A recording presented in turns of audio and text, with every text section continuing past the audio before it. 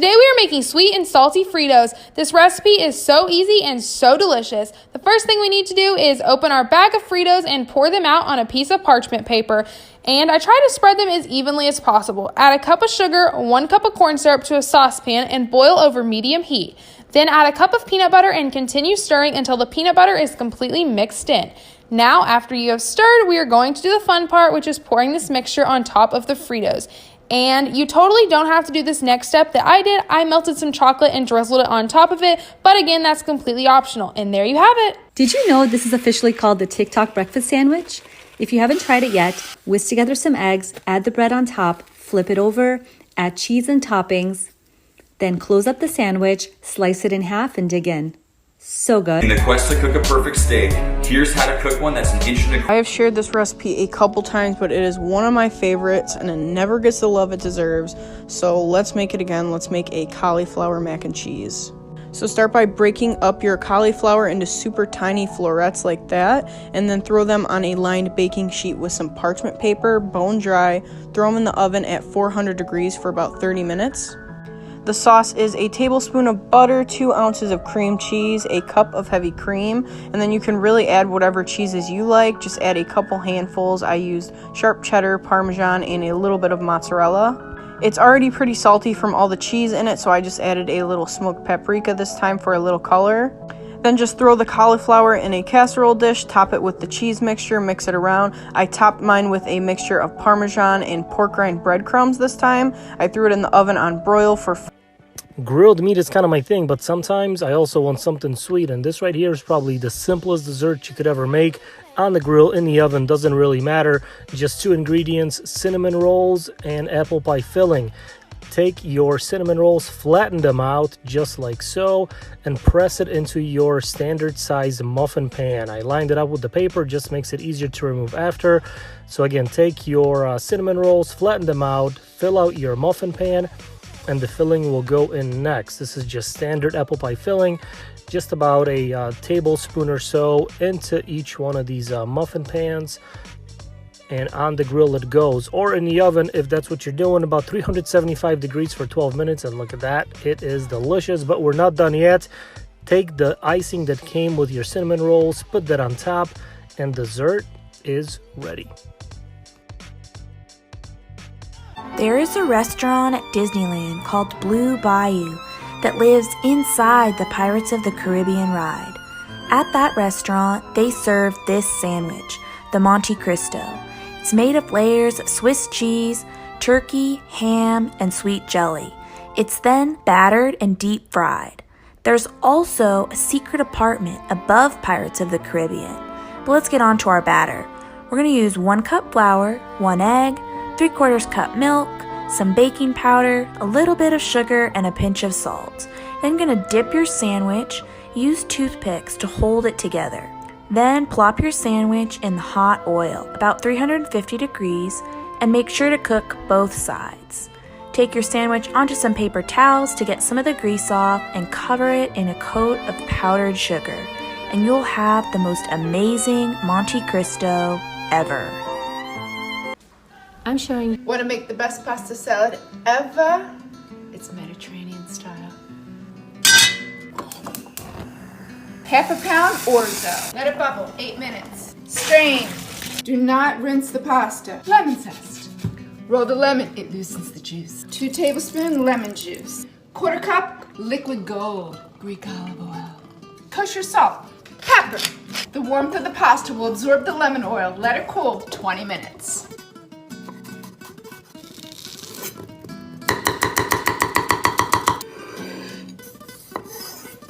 Slice on a bias, because you fancy. Greek feta in the brine, it makes a difference. 1/4 cup dill, 1/2 of an English cucumber, peeled, diced, 1/2 pint cherry tomatoes, 5 sliced radishes, 2 sliced green onions, feta, salt, pepper, fresh. So I posted this video on my Instagram and a lot of people wanted to learn how to make it. So here it is. So you need a tablespoon of butter, you need sun-dried tomatoes, cook it with your chicken thighs. After that, remove your chicken thighs from the heat and then you're going to add another tablespoon of butter, garlic, onions. Also, we're going to add heavy cream, chicken broth, a little dash of oregano, and also Parmesan cheese. And if you're curious about the exact amount of ingredients, go to my Instagram. You're gonna see the recipe on my story. And then after that, you're gonna add the chicken thighs back in, let it simmer for 20 to 25 minutes until it gets bubbly. After that, you're gonna add a cup of spinach, let it simmer just a little bit longer so the spinach melts, and that's pretty much it. I serve this with rice, and this is the easiest thing I can do and anybody can do, and it's super good. So hope you guys like it. Here's a look at the shrimp mac cone cheese in the making from Chef Poppy's kitchen in New York City. As you can see, he is not shy with the cheese. He mixes it all together, and in goes the fried shrimp. Obviously, he puts some more cheese on there, some casual panko breadcrumbs, and into the oven it goes. Damn, that looks good. Perfectly plated. Now it's time for the fried shrimp. He evenly distributes the fried shrimp across all the mac and cheese, and then he finishes with some more panko breadcrumbs, and it's time to devour. Okay guys, start with one of these large cans of chicken breast. It's probably going to say it's about 12 ounces, but when you squeeze all the water out, it's going to be 5 to 6 ounces of meat. Then add 3 tablespoons of Frank's Red Hot sauce, 3 tablespoons of softened cream cheese, 3 tablespoons of almond flour, 1 teaspoon of baking powder, and 2 eggs. Gonna mix this all together, and essentially you're gonna have something that looks like this.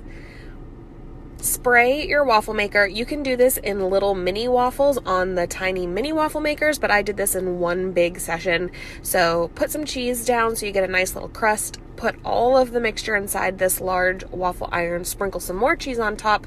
Close it up. It's going to take about 5 or 6 minutes to cook, maybe longer depending on the doneness that you want. I sprinkled this when it was done with some ranch and more Red Hot sauce. Y'all, it was so good. Today we're making shrimp enchiladas. We're going to start out by roasting 1 poblano pepper. Peel it, remove the seeds and the vines, and add it to the blender. With 1/4 of an onion, 3 garlic cloves, 1/2 cup of sour cream, 1/4 teaspoon of salt, and 1 cup of water.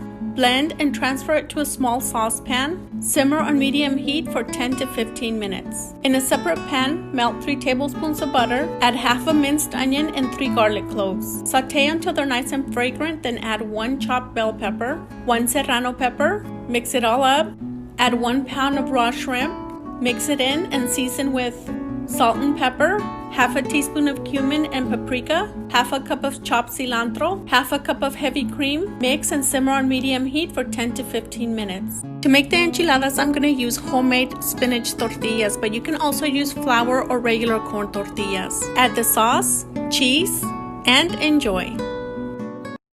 Hello everybody, I hope you're all doing well. I have something very special for you guys today, which is, of course, a bagel video.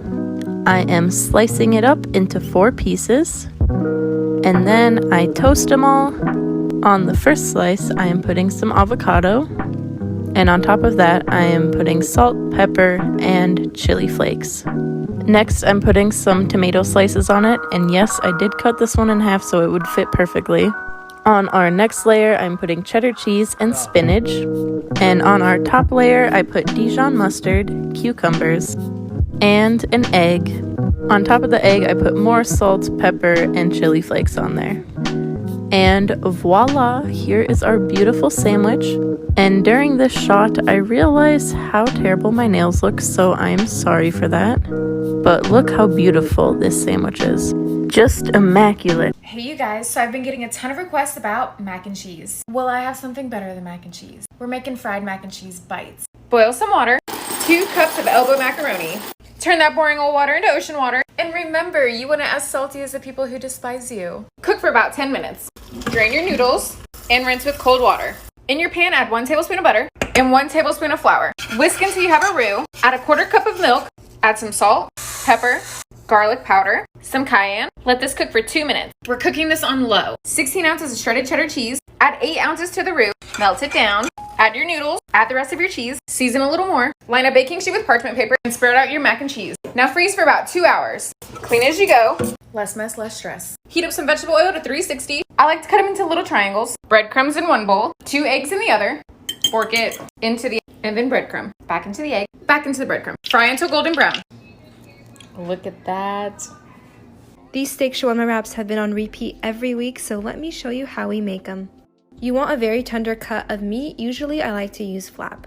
You're gonna cut the meat into small strips against the grain. Then we add some oil and tons of spices and let it marinate for at least an hour, ideally overnight. If you'd like to recreate this dish, you can head over to my Instagram at Meribian and I have everything written out there. Now we're using flour tortillas, which is not traditional, but it's delicious.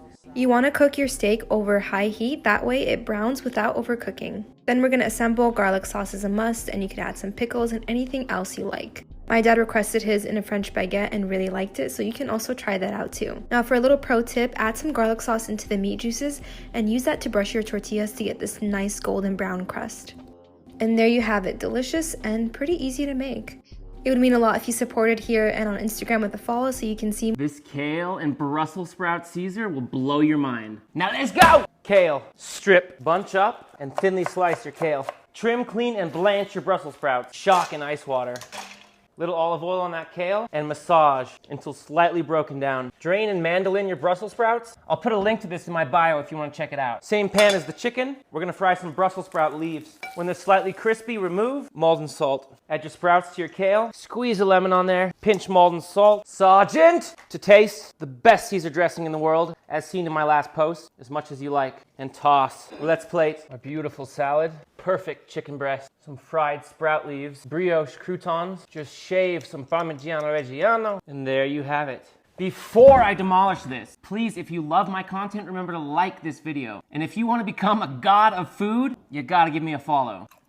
I don't know what to say, except you know I love you. Let's make chicken and dumplings that's better than your mother's. Place 5 bone and skin on chicken thighs on a sheet tray. Drizzle them with olive oil, coat them, and sprinkle with salt and pepper. Then place in a 400-degree oven for 20 minutes. To a big stock pot, add in a pot of garlic, half an onion, 2 ribs of celery, 2 carrots, a good amount of parsley, 2 bay leaves. Then remove your roasted chicken, add them to your pot, and then cover with water, some peppercorns, and a little salt. Then cover and cook for 2 hours. After 2 hours, remove your chicken and remove your veg and shred your chicken. To a bowl, add 2 cups of flour, a teaspoon of baking powder, and some salt. Then melt a half a stick of butter in a cup of milk. Add in your milk and butter and mix till just combined. Then roll out your dough and cut out your dumplings. Get a pot and add some butter to it. Melt your butter, then add in a half a cup of flour. Let it cook for a minute. Slowly add in your stock and stir till thick. Now add in your dumplings. Let them cook for 10 minutes. Then add a 1/4 cup of heavy cream, peas and carrots, and your chicken. And y'all, it's delicious.